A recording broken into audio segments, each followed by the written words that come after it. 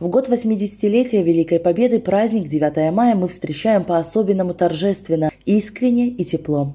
В этот день вся страна и светлогорцы в том числе отдают дань памяти тем, кто подарил нам мирное небо ценой тяжелых боев за свободу и независимость Родины. Торжественные митинги и возложение живых цветов и венков к братским захоронениям, расположенным на территории Светлогорского района, прошли с самого утра. Череду праздничных мероприятий в День Победы открыло ставшее уже традиционным торжественное шествие. Представители руководства района, депутатского корпуса, общественных объединений и организаций, духовенства, трудовых коллективов, молодежь и самые маленькие жители нашего города прошли по улице 50 лет октября до набережной, где у скорбящего колокола приняли участие в торжественном митинге «Победа в сердцах поколений».